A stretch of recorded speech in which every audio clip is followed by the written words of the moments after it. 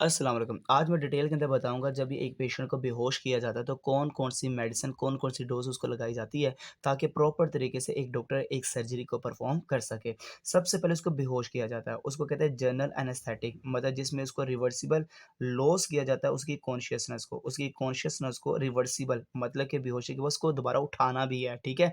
तो वो general anaesthetic उसमें प्रोपोफ़ोल है, सिवोफ्लुरेन है और आइज़ोफ्लुरेन है।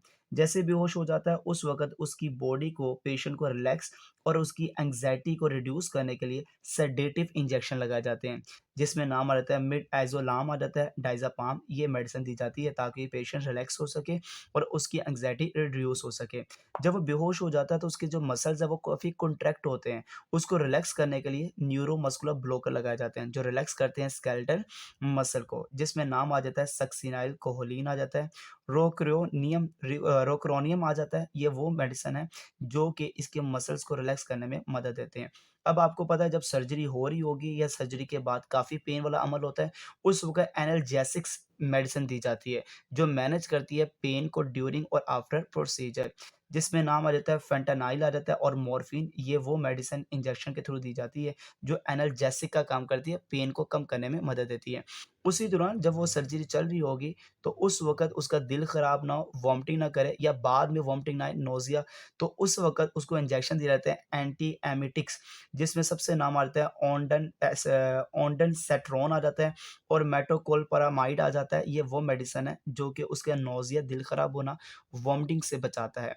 उसी दौरान अगर आपने देख लिया कि वो ज़्यादा ही रिलैक्स हो चुका है, ज़्यादा ही उसकी गुनूदगी चढ़ चुकी है, गुनूदगी को कम करने के लिए, दोबारा होश में लेकर आने के लिए रिवर्सल एजेंट वाले इंजेक्शन लगाए जाते हैं, जो रिवर्स करते हैं ओपियोइड या सेडेटिव जो ज़्यादा गुनूदगी है, चढ़ गई है, उसको ख़त्म करने के लिए रिवर्सल एजेंट इंजेक्शन दिए जाते हैं, जिसमें नैलोज़ोन आ जाता है और फ्लामाज़िनियल ये जो मेडिसिन है, ये इंजेक्शन जो दी जाते हैं ताकि वो दोबारा होश में आ सके।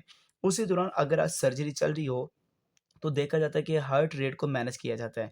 उसके जो हार्ट बीट है उसको मैनेज करने के लिए हम अर्जेंट मेडिकेशन दी जाती है जिसमें एट्रोपिन आ जाता है और ग्लाइकोपाइरोलेट आ जाता है जो कि हार्ट रेट और सेक्रेशन को क्या करता है मैनेज करता है। ये तो हो गए वो एनेस्थीसिया जिसमें बेहोश करते हैं। अक्सर औकात ये देखा जाता है कि लोकल एनेस्थेटिक में एक छोटी माइनर सर्जरी है जिसमें उस पार्ट को सुन्न कर दिया जाता है और सुन्न करने के बाद उस सर्जरी को परफ़ॉर्म कर लिया जाता है।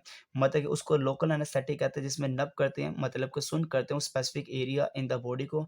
उसमें जो मेडिसिन यूज़ होती है उसका नाम है लाइडोसाइन या बापिवासाइन। ये हमारे पास वो इंजेक्शंस हैं जिनको यूज़ करके उस जगह को हम सुन्न करके वहाँ पे सर्जरी को परफ़ॉर्म कर सकते हैं। जज़ाकल्लाह खैर।